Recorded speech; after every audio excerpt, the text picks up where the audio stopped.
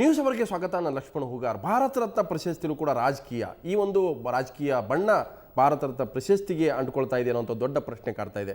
So Sachin Tendulkar ಈಗಾಗಲೇ cricket ರಂಗದಿಂದ ವಿದಾಯ ಹೇಳ್ತಾ ಇದ್ದಾಗೆ ಕೇಂದ್ರ ಸರ್ಕಾರ ಭಾರತ ರತ್ನ ಪ್ರಶಸ್ತಿ ಘೋಷಣೆ ಮಾಡಿತು. ಸೊ ಅದೀಗ ವಿವಾದದ ಕೇಂದ್ರ ಬಿಂದು ಆಗಿದೆ. JDU ಈ ಒಂದು ಪ್ರಶಸ್ತಿಯನ್ನು ಪ್ರಶ್ನೆ ಮಾಡಿದೆ. ಅಷ್ಟೇ ಅಲ್ಲ, ಸಚಿನ್ ತೆಂಡೂಲ್ಕರ್ ದೇಶಕ್ಕಾಗಿ ಆಡಿದ್ರೆ ಅದು ಪುಕ್ಕಟೆ ಆಡಿಲ್ಲ, ದುಡ್ಡು ತಗೊಂಡು ಆಡಿದ್ದಾರೆ ಅನ್ನೋಂಥದ್ದು ಬಹುತೇಕ ಈ ವಿಚಾರದೊಂದಿಗೆ JDUನ ಪ್ರಮುಖ ನಾಯಕರು, ಅದರಲ್ಲೂ ವಿಶೇಷವಾಗಿ ಬಿಹಾರದ CM ಆಗಿರ್ತಕ್ಕಂಥ ನಿತೀಶ್ ಕುಮಾರ್ ವಾಜಪೇಯಿಗೂ ಕೂಡ ಯಾಕೆ ಕೊಡಬಾರದು ಅನ್ನುವಂಥ ಒಂದು ಪ್ರಶ್ನೆ ಎತ್ತಿದ್ದಾರೆ. ಅದ್ರ ಜೊತೆಗೆ ಭಾಜಪ ಕೂಡ ಮುಂದೆ ಒಂದು ವೇಳೆ NDA ಬಂದರೆ ನಾವು ವಾಜಪೇಯಿ ಅವರಿಗೆ ಭಾರತ ರತ್ನ ಕೊಡ್ತೇವೆ ಅನ್ನೋದು. ಮತ್ತೊಂದು ಕಡೆ TDPಯ ಪ್ರಮುಖ ನಾಯಕ ಚಂದ್ರಬಾಬು ನಾಯ್ಡು ಕೂಡ NT ರಾಮರಾವ್ ಕೂಡ ಈ ಪ್ರಶಸ್ತಿ ಕೊಡಬೇಕಾಗಿತ್ತು ಅನ್ನೋದು. ಬಹುತೇಕ ಈ ರೀತಿ ಪ್ರಶಸ್ತಿಗೆ ನಾವು ಕೊಡಬೇಕು ಕೊಡಬಾರ್ದು ಅನ್ನುವಂಥ ಚರ್ಚೆ ಇದೆಯಲ್ಲ, ಅದು ಭಾರತ ರತ್ನದ ಮೌಲ್ಯ ಕಮ್ಮಿ ಆಗುತ್ತಾ ಅನ್ನುವಂಥ ಪ್ರಶ್ನೆ. ಅದ್ರ ಬಗ್ಗೆ ನಾನು ಚರ್ಚೆ ಮಾಡ್ತೀನಿ. ಮೊದಲಿಗೆ ಒಂದು ವಿಸ್ತೃತ ವರದಿಯನ್ನು ನೋಡ್ಕೊಂಬರೋಣ.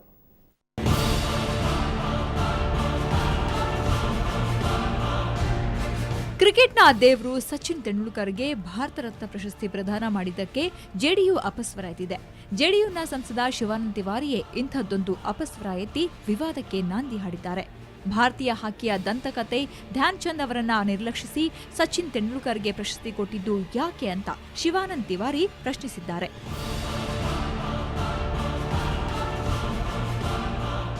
ಅಷ್ಟೇ ಅಲ್ಲದೆ ಭಾರತ ರತ್ನ ಪ್ರಶಸ್ತಿ ತನ್ನ ಮಹತ್ವವನ್ನೇ ಕಳೆದುಕೊಂಡಿದೆ ಅಂತ ಹೇಳಿದ್ದಾರೆ. ಸಚಿನ್ಗೆ ಯಾಕೆ? ಸಚಿನ್ಗೆ ಪ್ರಶಸ್ತಿ ಯಾಕೆ ಕೊಟ್ರೋ ಗೊತ್ತಾಗ್ತಾ ಇಲ್ಲ. ಸಚಿನ್ ಫ್ರೀಯಾಗಿ ಕ್ರಿಕೆಟ್ ಆಡಿಲ್ಲ. ಕ್ರಿಕೆಟ್ ಮೂಲಕ ಸಚಿನ್ ಕೋಟಿ ಕೋಟಿ ರೂಪಾಯಿ ಗಳಿಸಿದ್ದಾರೆ. ಭಾರತ ರತ್ನ ಪ್ರಶಸ್ತಿಯನ್ನ ಯಾರಿಗೆ ಕೊಡಬೇಕು ಅನ್ನೋದರ ಕುರಿತು ಈಗ ಚರ್ಚೆ ಆಗಬೇಕಿದೆ ಅಂತ JDU ಸಂಸದ ಶಿವಾನಂದ ತಿವಾರಿ ವಿವಾದ ಹುಟ್ಟುಹಾಕಿದ್ದಾರೆ. ಆದರೆ ಸಚಿನ್ಗೆ ಅತ್ಯುನ್ನತ ನಾಗರಿಕ ಪ್ರಶಸ್ತಿ ನೀಡಿದ್ದನ್ನ ಸ್ವತಃ ಧ್ಯಾನ್ ಚಂದ್ ಪುತ್ರ ಅಶೋಕ್ ಧ್ಯಾನ್ ಚಂದ್ ಸ್ವಾಗತಿಸಿದ್ದಾರೆ. ಅಲ್ಲದೆ ತಮ್ಮ ತಂದೆಗೂ ಈ ಪ್ರಶಸ್ತಿ ಸಿಗಬೇಕಿದ್ದು ಅದಕ್ಕಾಗಿ ಪ್ರಯತ್ನ ಮುಂದುವರಿಸುವುದಾಗಿ ಹೇಳಿದ್ದಾರೆ. ವಿಚಿತ್ರ ಅಂದ್ರೆ JDU ಸಂಸದ ತಿವಾರಿ ಸಚಿನ್ ಬಗ್ಗೆ ಅಪಸ್ವರ ಎತ್ತಿದ್ರೆ JDUನ ಮುಖಂಡ ಬಿಹಾರ್ CM ನಿತೀಶ್ ಕುಮಾರ್ ಸಚಿನ್ಗೆ ಪ್ರಶಸ್ತಿ ಬಂದಿರೋದನ್ನ ಸ್ವಾಗತಿಸಿದ್ದಾರೆ. कर्पूरी जी के बारे में हाँ तो मांग करने में क्या दिक्कत है? बहुत लोगों को मिला है तो अटल जी को क्यों नहीं मिलना चाहिए? कर्पूरी जी के बारे में हाँ तो मांग करने में क्या दिक्कत है? बहुत लोगों को मिला है तो अटल जी को क्यों नहीं मिलना चाहिए? ಇನ್ನು ಭಾರತ ರತ್ನ ಪ್ರಶಸ್ತಿ ನೀಡಿಕೆ ವಿಚಾರ ರಾಜಕೀಯ ತಿರುವು ಪಡೆದುಕೊಳ್ತಾ ಇದೆ. ಸಚಿನ್ಗೆ ಪ್ರಶಸ್ತಿ ಕೊಟ್ಟಿದ್ದಕ್ಕೆ ಬೇಸರ ಇಲ್ಲ, ಆದರೆ ಮಾಜಿ ಪ್ರಧಾನಿ ಅಟಲ್ ಬಿಹಾರಿ ವಾಜಪೇಯಿ ಅವರಿಗೂ ಪ್ರಶಸ್ತಿ ಕೊಡಬೇಕು. ಕಾಂಗ್ರೆಸ್ ಪಕ್ಷ ಈ ವಿಚಾರದಲ್ಲಿ ರಾಜಕೀಯ ಮಾಡ್ತಾ ಇದೆ ಅಂತ ಆರೋಪಿಸಿದ್ದಾರೆ. चाहे CBI हो, चाहे IB हो, चाहे भारत रत्न देने की बात हो, कांग्रेस ने हर बार चुनाव के राजनीति के तरफ देखते हुए निर्णय किया है.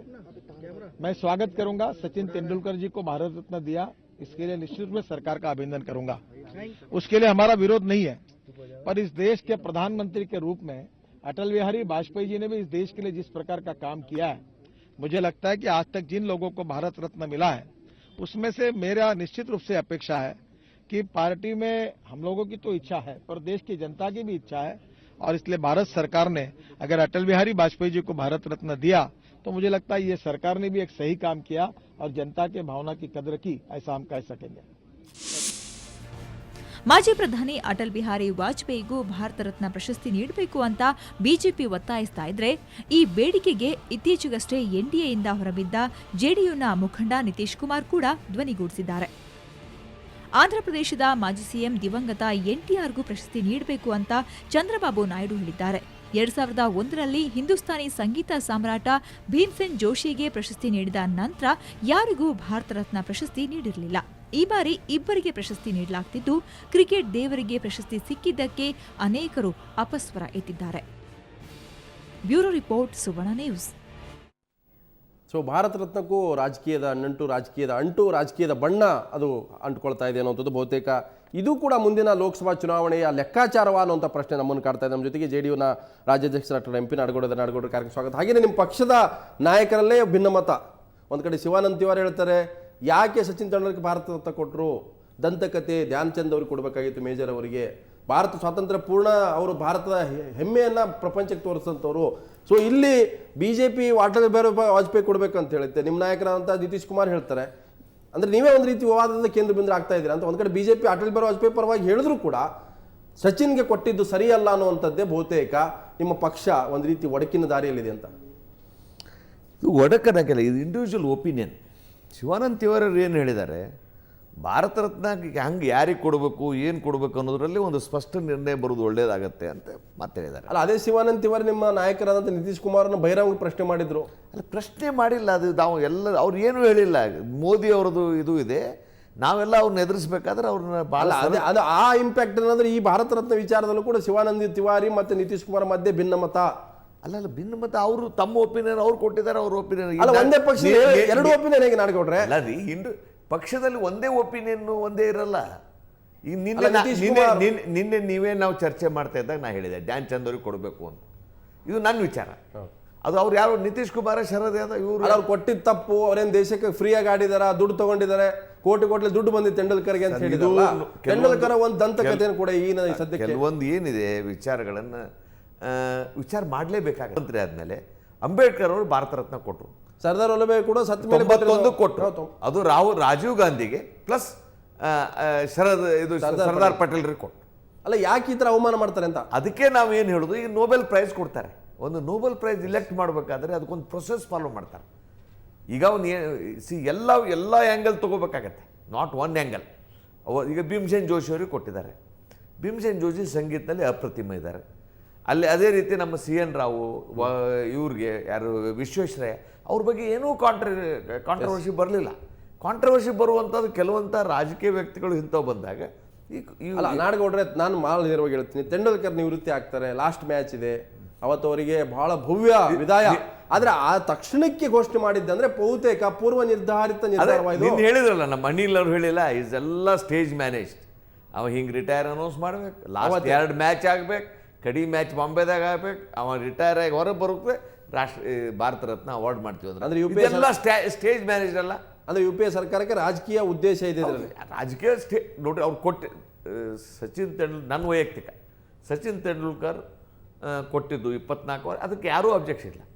ಸ್ಪೋರ್ಟ್ಸ್ನಾಗ ಕೊಡೋ ಮುಂದೆ ಧ್ಯಾನ್ ಚಂದನ್ ಕನ್ಸಿಡರ್ ಮಾಡಿ, ಧ್ಯಾನ್ ಚಂದ್ ಅವ್ರಿಬ್ಬರು ಕೊಡ್ಬೋದಾಗಿತ್ತು, ಏನು ತಪ್ಪಿದೆ? ಯಾಕೆ ಕೊಡಬಾರ್ದು ಸ್ಪೋರ್ಟ್ಸ್ನಾಗ? ಈಗ 4 ವರ್ಷದಿಂದ ಅವರು ಭಾರತ ರತ್ನ ಕೊಡಲಿಲ್ಲ. ಹಾಂ, ಕೇಂದ್ರ ಸರ್ಕಾರ 4 ವರ್ಷದಿಂದ ಹಾಗೆ ಪೆಂಡಿಂಗ್ ಇಟ್ಟಿತ್ತು. ಅಲ್ಲಿ ನೋಡಿ, ಇದೇ ವರ್ಷ ಕೊಡಬೇಕು, ಹೀಗೆ ಕೊಡಬೇಕು, ಇಷ್ಟೇ ಕೊಡಬೇಕು, ಅದು ಅಲ್ಲ. ಭಾರತ ರತ್ನ ಕೊಡಬೇಕಾದ್ರೆ ಸರ್ಕಾರದ ಒಂದು ನಿರ್ಣಯ ಭಾಳ ಎಲ್ಲ ಆ್ಯಂಗಲ್ನಲ್ಲಿ ವಿಚಾರ ಮಾಡಿ ಯಾವ್ಯಾವ ಆ್ಯಂಗಲ್ನಾಗ ಕೊಟ್ಟರೆ ಏನಾಗುತ್ತೆ, ಇದೊಂದು ಸ್ಪೋರ್ಟ್ಸಿಗೆ ಕೊಡಬೇಕು ಅನ್ನುವಂಥ ಸ್ಫೂರ್ತಿ. ಇದಕ್ಕೆ ನಾವು ಸಚಿನ್ ತೆಂಡೂಲ್ಕರ್ಗೆ ನಾನು ಅಭಿನಂದಿಸ್ತೇನೆ. ಯಾಕಂದ್ರೆ ಸಚಿನ್ ತೆಂಡೂಲ್ಕರ್ನಿಂದ ಇದು ಅವಾರ್ಡ್ ಕೊಡಬೇಕು. ನಾವು ಹೀಗೆ ಹೇಳ್ಬೋದಾ ನಾಡಗೌಡ್ರೆ, ಸಚಿನ್ ತೆಂಡೂಲ್ಕರ್ ನಾಳೆ ಕೊಟ್ಟರು ಆಗಿರೋದು, ಆದರೆ ಧ್ಯಾನ್ ಚಂದ್ ಕೊಡಬೇಕಾಗಿತ್ತು. ಹೌದು, ಧ್ಯಾನ್ ಚಂದ್ ಕೊಡಬೇಕಾಗಿತ್ತು, ನಂತರ ಸಚಿನ್ ತೆಂಡೂಲ್ಕರ್ ಕೊಟ್ಟರು ತಪ್ಪಿರಲಿಲ್ಲ. ಅದು ಎರಡೂ ಅನೌನ್ಸ್ ಮಾಡ್ಬೋದಾಗಿತ್ತು. ಒಂದು ಲಿವಿಂಗ್ ಲೆಜೆಂಡ್, ಒನ್ ಲೆಜೆಂಡ್. ಯಾರು ಸ್ಪೋರ್ಟ್ಸಿಗೆ ಕೊಡ್ತಾ ಇದ್ದೀರಿ? ಸ್ವಾತಂತ್ರ್ಯ ಸಿಕ್ಕ 60 ವರ್ಷದಿಂದ ನೀವು ಸ್ಪೋರ್ಟ್ಸ್ ರೆಕಗ್ನೈಸ್ ಮಾಡಲಿಲ್ಲ, ಸ್ಪೋರ್ಟ್ಸ್ ಕಾಂಟ್ರಿಬ್ಯೂಷನ್ ರೆಕಗ್ನೈಸ್ ಮಾಡಲಿಲ್ಲ. ಫಸ್ಟ್ ಟೈಮ್ ನೀವು ಸ್ಪೋರ್ಟ್ಸಿಗೆ ಒಂದು ಕೊಡ್ಬೇಕಂತಿದ್ರಿ. Definitely one of the man will be Dhyan Chand. ಅವನ ಬಗ್ಗೆ ನೀವು ಗ್ರಂಥಕತೆಗಳನ್ನು ಎಲ್ಲೆಲ್ಲಿ ಅಂತಾರಾಷ್ಟ್ರೀಯ ಮಟ್ಟದಲ್ಲಿ ಏನೇನಾಗಿದಾವೆ ನಿಮ್ಗೆ ಗೊತ್ತಿದೆ. 4 ಅವನು 4 ಕೈ ಇಟ್ಟು ಹಾಕಿ ಸ್ಟಿಕ್ಸ್ ಇದಾವೆ. ಹಾಲೆಂಡ್ನಲ್ಲಿ ಅವನು ಹಾಕಿ ಸ್ಟಿಕ್ ಹೊಡೆದು ನೋಡಿದ್ದಾರೆ, ಅವನೇ ಒಳಗೆ ಮ್ಯಾಗ್ನೆಟ್ ಹಾಕಿ ನೋಡ್ತಾ ಇದ್ರೆ ಧ್ಯಾನ್ ಚಂದ್ ಇದಾರ ಅನ್ನೋ ಕಾರಣಕ್ಕೆ ನೋಡ್ತಿದ್ರು. ಹಿಟ್ಲರ್ ಸತ್ಯಕ್ಕೆ ಬಂದು ನೀವು ಬಾ, ನಾನು ಮೇಜರ್ ಮಾಡ್ತೀನಿ, ನಿನ್ನ ಕರ್ನಲ್ ಮಾಡ್ತೀನಿ. ಇಲ್ಲಿ he was one ordinary soldier. ಅವ 21ನೇ ವರ್ಷಕ್ಕೆ ಹಾಕಿ ಆಡೋಕ್ಕೆ ಸ್ಟಾರ್ಟ್ ಮಾಡಿ 3 ಗೋಲ್ಡ್ ಮೆಡಲ್ ನಮ್ಮ ದೇಶಕ್ಕೆ ತಂದು ಕೊಟ್ಟವನ್ನ ನೀವು ವಿಚಾರ ಮಾಡಲ್ಲ ಅಂದ್ರೆ ಹೇಗೆ? ಯಾಕೆ ನಾನು ಅದಕ್ಕೆ ಕೇಳ್ತೇನೆ, ವೋಟ್ ಬ್ಯಾಂಕ್ ಪಾಲಿಟಿಕ್ಸ್. ಲೋಕಸಭಾ ಚುನಾವಣೆ ಹತ್ರ ಬಂದಿದೆ ನೋಡಿ ಸರ್, ಅದರಿಂದ ಕೊಡೋದ್ರೆ ನೋಡಪ್ಪ ಕೇಂದ್ರ ಸರ್ಕಾರ ಎಲ್ಲ ರಾಜಕೀಯದಲ್ಲಿ ಸರ್ಕಾರ ಇದ್ದವು ತಮ್ಮ ಕಡೆ ಇದ್ದಂತ ಅವಕಾಶ. ಭಾರತ ರತ್ನಕ್ಕೂ ಯಾಕೆ ರಾಜಕೀಯ ತಂದ್ರಿ? ಯಾಕೆ ಇದಕ್ಕೆ ಒಂದು ಲೇಪ ಬರ್ತಾ ಇದೆ? ಅದೇ ಹೇಳೋದು, ಬಹಳ ದೊಡ್ಡ ತಪ್ಪು ಇದು, ಬಹಳ ಭಾರತ ರತ್ನ ಅನ್ನೋದು ರಾಜಕೀಯ ಆಗ್ಬಾರ್ದು. ಈ ರಾಜ್ಯೋತ್ಸವ ನಾನು 89 ನೆನಪಿದೆ, VP ಸಿಂಗ್ ಅವರು ಇವ್ರಿಗೆ ಅನೌನ್ಸ್ ಮಾಡಿದರು. ಯಾರಿಗೆ? ಅಂಬೇಡ್ಕರ್ ಅವ್ರಿಗೆ. ಯಾಕೆ ವಿಚಾರ ಮಾಡಲಿಲ್ಲ 50 ವರ್ಷ? ಅಂದ್ರೆ ಆ ಪೊಲಿಟಿಕಲ್ ವಿಲ್ ಇರಲಿಲ್ಲ. ಇದು ಅವಾರ್ಡ್ ಬೇರೆಯವ್ರಿಗೆ ಇಲ್ಲ, ಕೆಲವೇ ಜನಕ್ಕೆ ಸಿಗಬೇಕನ್ನುವಂಥ ಒಂದು ಮೂಲ ಸೂತ್ರವನ್ನು ಅಲ್ಲಿ ಇಟ್ಕೊಂಡು, ಯಾಕಂದ್ರೆ ದೇಶ ಆಳುವಂಥ ಕೆಲವೊಂದೇ ಜನಗಳು ಅದೊಂದು ವಿಚಾರ ಮಾಡ್ತಾ ಇರ್ತಾರೆ. ಸ್ಥಾಪಿತ ಹಿತಾಸಕ್ತಿಗಳು ಅದೊಂದು ಆ್ಯಂಗಲ್ ಇದೆ. ಅವರು never come out of that angle. Ambedkar ಬಗ್ಗೆ ವಿಚಾರ ಮಾಡಿಲ್ಲ ಅಂದ್ರೆ ನಾವು ಹೇಳಿ, ನೀವೇ ಹೇಳಿ, ಒಂದು ಕಾನ್ಸ್ಟಿಟ್ಯೂಷನ್ ಬರೆದಂಥ ಒಬ್ಬ ವ್ಯಕ್ತಿ ಇಷ್ಟು ಸ್ಟ್ರಗಲ್ ಮಾಡಿ ಬಡತನದಿಂದ ಬಂದು ಇದನ್ನು ಮಾಡಿದಂಥ ಒಬ್ಬ ವ್ಯಕ್ತಿಗೆ ನಾವು ಒಂದು ಭಾರತ ರತ್ನ ಕೊಡೋಕ್ಕಾಗಲಿಲ್ಲ, ಸರ್ದಾರ್ ಪಟೇಲ್ ಕೊಡೋಕ್ಕಾಗಲಿಲ್ಲ. ವಾಜಪೇಯಿ ಒಬ್ಬ ನಮ್ಮ ರಾಷ್ಟ್ರದ ಶ್ರೇಷ್ಠ ನಾಯಕ. ಯಾವಾಗ ಜವಾಹರ್ಲಾಲ್ ನೆಹರು ಅವರೇ ಅವ್ನು ಗುರ್ತು ಹಿಡಿದು ಈ ವ್ಯಕ್ತಿ ಮುಂದೆ ಪ್ರಧಾನಮಂತ್ರಿ ಆಗ್ತಾನೆ. ಫಾರಿನ್ ಮಿನಿಸ್ಟರ್ ಮಾಡಿದ್ರು. ಫಾರಿನ್ ಮಿನಿಸ್ಟರ್ ಮೊರಾರ್ಜಿ ದೇಸಾಯಿ ಮಾಡಿದರು.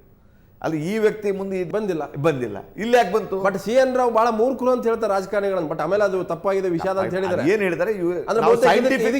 ಇದಕ್ಕೆ ಒಂದು ಲಿಂಕ್ ಮಾಡಬಹುದು. ಈ ರೀತಿ ತೀರ್ಮಾನಗಳಿಂದಾಗಿ CN ರಾವ್ ಅವರು ಹೇಳಿದ್ದು ಸರಿ ಅಂತ ಅನಿಸುತ್ತೆ. ನೋಡಿ, ಅವ್ರು ಏನು ಹೇಳಿದ್ದಾರೆ? ಇಷ್ಟು ಬಜೆಟ್ ಇಡ್ತಾ ಇಲ್ಲ, ಸೈನ್ಸಿಗೆ ಮಹತ್ವ ಕೊಡ್ತಾ ಇಲ್ಲ.